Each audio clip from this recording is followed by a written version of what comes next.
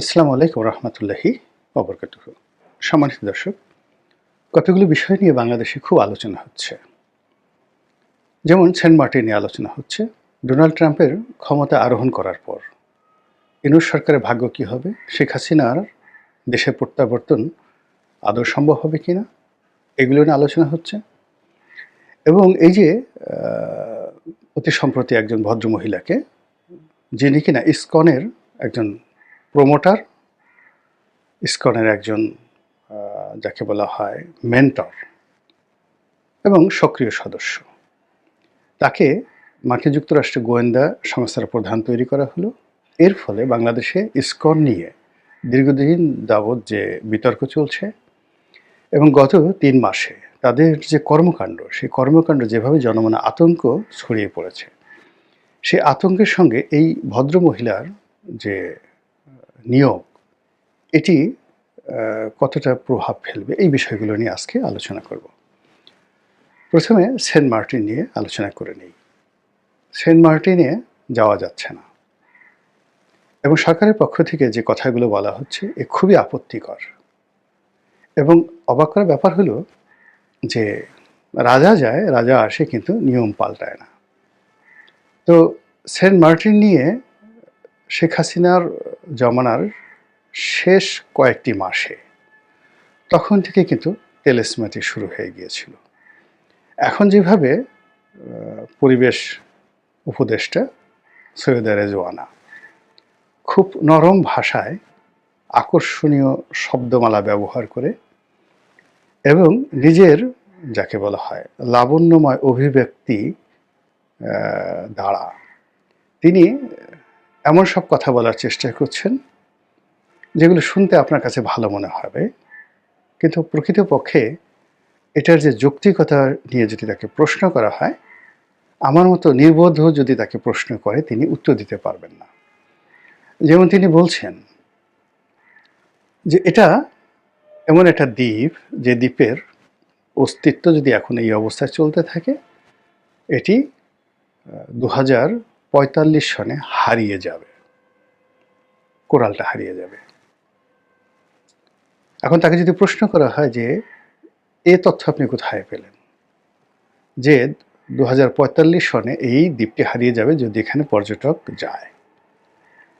2 নম্বর হলো যে এই কোরাল দ্বীপ, তিনি যেভাবে বলছেন যে এই কোরাল দ্বীপ যদি না থাকে, অর্থাৎ এই দ্বীপটা অন্য দ্বীপের মতো নয়, এটা বিরল কোরাল দ্বারা তৈরি। তো এই দ্বীপটি যদি না থাকে, বাংলাদেশই থাকবে না। আচ্ছা, আপনি বলেন তো, এই দ্বীপ মানে কত বছর আগে তৈরি হয়েছে? কত শত বছর আগে এই সেন্ট মার্টিন দ্বীপ তৈরি হয়েছে। তো যখন এই সেন্ট মার্টিন দ্বীপটা ছিল না, তখন বাংলাদেশে কি হয়েছিল? 10টা ঘটনা বলেন, 5টা ঘটনা বলেন, 2টো ঘটনা বলেন, বা বলেন যে এই কোরাল দ্বীপ যখন আবার হয়েছে, হওয়ার পরে বাংলাদেশের এমন কি উপকার হয়েছে। মূল ব্যাপারটা হলো যে প্রকৃতি যে লীলা খেলাগুলো খেলে, তো সেখানে দ্বীপ তৈরি হয়, মরুভূমি তৈরি হয়, বনভূমি তৈরি হয়, এবং এগুলো আবার সময়ের বিবর্তনে হারিয়ে যায়। পৃথিবীর অনেক মরুভূমি একসময় বনাঞ্চল ছিল, অনেক বনাঞ্চল একসময় মরুভূমি ছিল, অনেক নদী বিলীন হয়ে গেছে, অনেক পাহাড় যেটা সমুদ্রে পরিণত হয়েছে, অনেক পাহাড় ভূমিকম্পের ফলে সেটা দেবে গিয়ে, মানে যাকে বলা হয় সেটা, সেখানে একটা বিশাল সমুদ্র তৈরি হয়েছে। পৃথিবীর, আপনি অবাক হয়ে যাবেন, হিমালয়ের চেয়েও বড় যে উচ্চতা সম্পন্ন পর্বত, সেই পর্বতের নাম হলো অলিম্পাস পর্বত। সেই অলিম্পাস পর্বতটা কোথায় ছিল, কোথায় আছে? সেটি আছে প্রশান্ত মহাসাগরের তলদেশে। তাহলে পৃথিবীর গভীরতম যে সমুদ্র, সেই সমুদ্রের নিচে আবার একটা পর্বত আছে, যেটি পর্বতের তলদেশ থেকে সেই উচ্চতা পর্যন্ত, যেটা হিমালয়ের চাইতে অর্থাৎ প্রায় 30,000 বা 32,000 ফিট, তার চেয়েও বেশি, অর্থাৎ অলমোস্ট প্রায় 40,000 ফিট উচ্চতা সম্পন্ন। তো এটা হলো কি করে, কোন আমলে এটা হয়েছিল? টারশিয়ারি আমলে, না 100 বছর আগে, না 1 লক্ষ বছর আগে? রেজওয়ানাকে জিজ্ঞাসা করেন। এই পৃথিবীতে অনেক কিছু ঘটে সময়ের প্রয়োজনে, কিন্তু এগুলো নিয়ে আমরা অনেক সময় বাড়াবাড়ি করি। এই যে আমাদের শরীর নিয়ে, স্বাস্থ্য নিয়ে বিভিন্ন রকম কথাবার্তা বলি, এটা খাওয়া যাবে না, ওটা খেতে হবে, ওটা করতে হবে। এত নিয়ম কানুন যারা পালন করে, আপনি গিয়ে দেখেন তো, চীন দেশে গিয়ে দেখেন, এই চীনের যে অ্যাভারেজ হেলথ আমাদের মতো নয়, আমাদের চেয়ে অনেক নিম্নমানের। এই তাদের চামড়া নষ্ট, গায়ের রং ভালো না, ইত্যাদি ইত্যাদি। আপনি ইউরোপ দেখেন, ইউরোপে আমেরিকা এত সভ্য দেশ, কানাডা এত সভ্য দেশ, তাদের এই খাবার খেতে হবে, এই এভিয়ান পানি খেতে হবে, ওটা করতে হবে, ওটা করতে হবে। আপনি অন অ্যাভারেজে কানাডার বা আমেরিকার ১০০ জন সাধারণ মানুষ আনেন, আর আমাদের গ্রাম বাংলার কিছু খায় না, সারাদিন পচা কাদার মধ্যে থাকে, পান্তা ভাত খায়, কাঁচামরিচ খায়, তার পাশে দাঁড়া করান। দেখেন কাদেরকে দেখতে ভালো লাগে। তো এই কথাগুলো আসলে যাকে বলা হয় মানুষের মনে সন্দেহ সৃষ্টি করার। এখন সেন্ট মার্টিন দ্বীপে যেতে দেওয়া হচ্ছে না, পর্যটক নিষিদ্ধ, স্থানীয় বাসীদের আনাগোনা কম। তো এগুলোর পক্ষে বিপক্ষে অবশ্যই যুক্তি আছে। সেখানে গিয়ে পর্যটকরা যে কাজগুলো করে সেটা সমুদ্রের পরিবেশ নষ্ট করে, তারপরে সেখানে যে ময়লা আবর্জনা ফেলে, ড্রেনেজ সিস্টেম যা কিছু আছে এটা পরিবেশের ক্ষতি করে। কিন্তু এইগুলো রিসাইকেল করার, এমনকি এখন যে পর্যটক যাচ্ছে তার চেয়ে যদি ১০০ গুণ পর্যটকও বেশি যায়, সেগুলোকে রিসাইকেল করার মতো প্রযুক্তি এখন পৃথিবীতে আছে। এই কোরাল দ্বীপের কিছুই হবে না, বরং এটাকে ব্যবহার করে আমরা যদি আমাদের পর্যটন খাতটাকে আন্তর্জাতিক মানের করতে পারি, এখান থেকে যে আয় হবে, সেই আয় এবং এখানে যাওয়ার ফলে মানুষের যে বিনোদন, এটা আমাদের জাতীয় অর্থনীতিতে যে পরিমাণ সুবিধা দেবে, এবং তার 5% যদি আমরা রিসাইকেলিংয়ে, পরিবেশ রক্ষায় সেখানে সব কিছু ব্যবহার করি, ওখানে ২০০০ লোকও যদি আমরা নিয়োগ দেই ক্লিন করার জন্য ডেইলি, এই আগামী ৪৫ বছর পরে বা ২০ বছর পরে, উনি যেটা বলছে ২০৪৫ সনে, এই কোরাল দ্বীপের পরিধি আরও বাড়বে যদি ওনার বক্তব্য ঠিক হয়ে থাকে। কিন্তু সেটি না করে যেটি আমরা দেখলাম সেটা হলো যে শেখ হাসিনার জমানার শেষ দিকে ওখানে এমন গুলাগুলি হলো, মায়ানমার আর্মি করলো, যেখানে চট্টগ্রামের ডিসি, কক্সবাজারের ডিসি, এসপি তারা পর্যন্ত নাফ নদী পার হয়ে ওখানে যেতে পারছে না। ওখানকার লোকজন না খেয়ে মরার মতো অবস্থা, পর্যটকরা আটকা পড়ছে। আপনার কি মনে হয় এগুলোর সাথে কোনো পরিবেশ জড়িত? ফাজলামো, আন্তর্জাতিক চক্রান্ত জড়িত। আবার এখন রেজওয়ানা যে কথাগুলো বলছে, সেই কথা কি কেবলই পরিবেশ? এই কথার পেছনে অবশ্যই আন্তর্জাতিক চক্রান্ত রয়েছে। এটাই জনগণ বিশ্বাস করে, এবং এই বিশ্বাস, জনগণের যে বিশ্বাস, এই বিশ্বাসটা ভেঙে দেওয়ার জন্য যা কিছু করা দরকার, যেভাবে কথা বলার দরকার, এটি বর্তমান সরকার করছে না। না করার ফলে কী হচ্ছে, সেন্ট মার্টিন নিয়ে আমাদের সন্দেহ অবিশ্বাস বাড়ছে, এবং এই সন্দেহ অবিশ্বাসের কারণে ডক্টর মোহাম্মদ ইউনূসের সরকার বিপদে পড়ছে, এবং রেজওয়ানা স্বয়ং নিজেও এখন বিপদে আছেন, এবং আগামীতে তার এই যে অজনপ্রিয়তা, এটি তুঙ্গে গিয়ে পড়বে এবং তিনি রাস্তায় হাঁটতে পারবেন না একটা সময়। গেল এটা। দ্বিতীয়ত যেটি বলছিলাম সেটি হলো ট্রাম্পের ট্রাম্প কার্ড।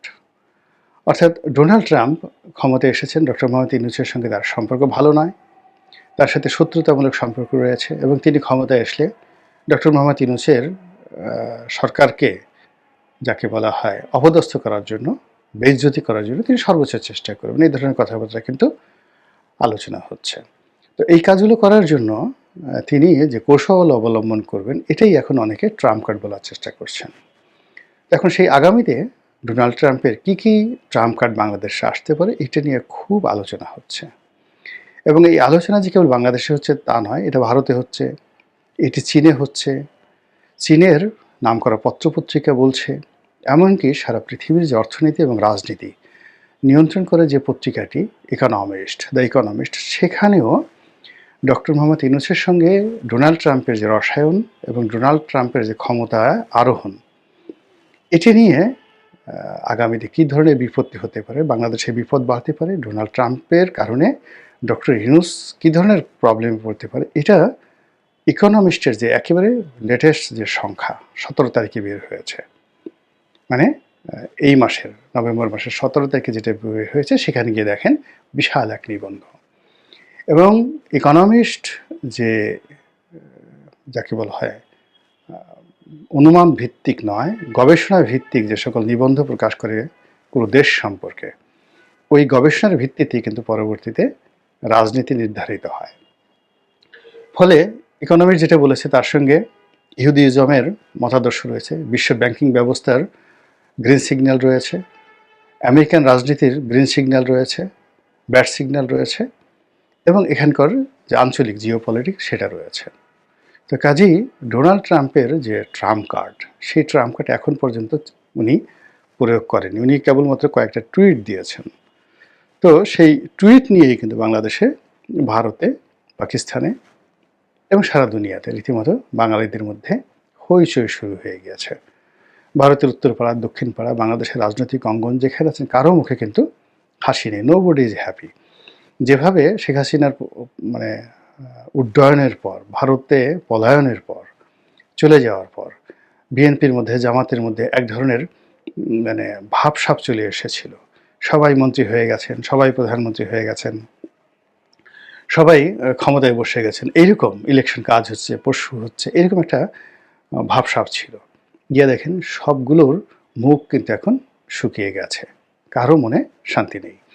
আবার যারা উপদেষ্টা হয়েছেন, প্রধান উপদেষ্টা হয়েছেন, তাদের সবার মধ্যে একটা টেনশন, ভীষণ রকম টেনশন। এখন ছেড়ে দে মা, কেঁদে বাসি, এরকম একটা অবস্থার মধ্যে পড়ে গেছেন। তো ট্রাম্প সাহেব কেবলমাত্র একটা টুইট দিয়েছেন এবং তিনি বিজয়ী হয়েছেন, এতেই যদি এই অবস্থা হয়।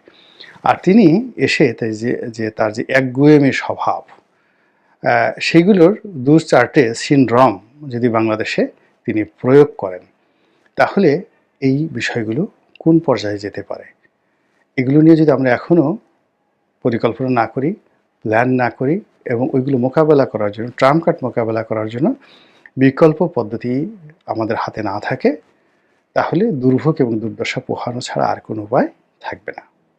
গেল এটা। এরপর হলো আরেকটি ইসকন।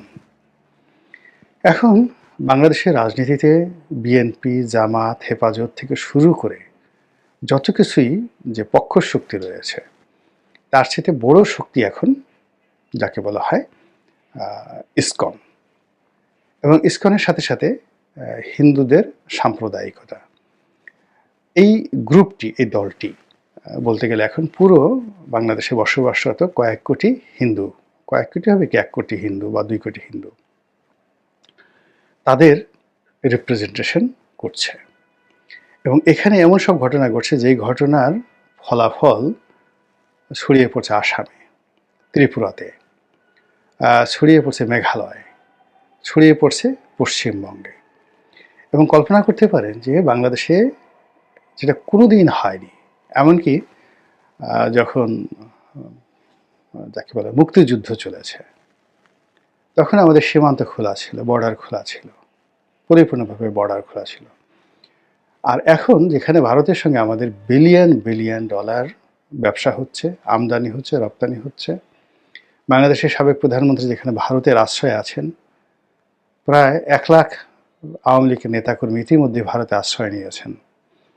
তো এই অবস্থাতে ভারত সরকারিভাবে তারা বাংলাদেশিদের জন্য ভিসা প্রদান স্থগিত রেখেছে, বন্ধ রেখেছে।